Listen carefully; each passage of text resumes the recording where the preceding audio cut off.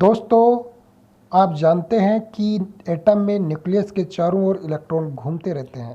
पर आपने कभी ऐसा सोचा है कि इलेक्ट्रॉन पर नेगेटिव चार्ज और न्यूक्लियस पर पॉजिटिव चार्ज होता है। इस कारण इन दोनों के मध्य इलेक्ट्रिक फोर्स एक्ट करेगा, जो इस इलेक्ट्रॉन को नाभिक की ओर खींचेगा। तो इलेक्ट्रॉन न्यूक्लियस में गिर जाना चाहिए, परंतु वास्तव में ऐसा नहीं होता। तो दोस्तों, क्या आप इसका कारण जानते हैं? यदि नहीं तो पूरा वीडियो देखें, और यदि हाँ तो भी पूरा वीडियो देखें। क्या पता आप जो कारण जानते हो वो सही नहीं हो। तो चलिए इस बात को एक्सप्लेन करते हैं। पहले यह जानते हैं कि कोई वस्तु सर्कुलर मोशन में गति कब करती है। इसके लिए मेरे हाथ में यह एक बॉडी है जिससे धागा बंधा हुआ है। अब मैं इसे सर्कुलर पाथ में गति करवाता हूँ, जैसा कि आप ये देख रहे हैं घूम रही है।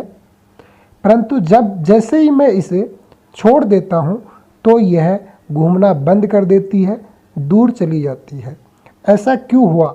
क्या ज़रूरी था किसी भी चीज़ को वर्ताकार पथ में अर्थात सर्कुलर पाथ में घुमाने के लिए?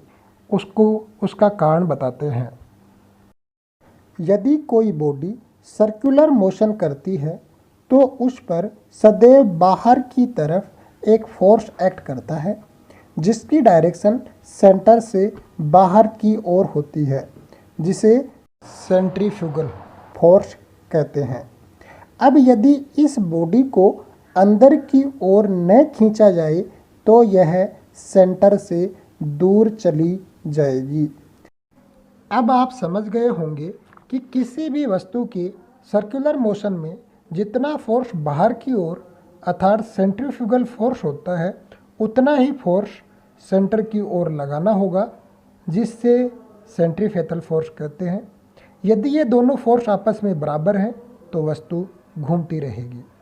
इलेक्ट्रॉन के केस में भी ठीक ऐसा ही होता है। इसमें जितना फोर्स बाहर की ओर होता है, ठीक उतना ही फोर्स न्यूक्लियस की ओर होता है। यही कारण है कि इलेक्ट्रॉन व न्यूक्लियस के मध्य इलेक्ट्रिक फोर्स होने के बावजूद भी इलेक्ट्रॉन नाभिक में नहीं गिरता।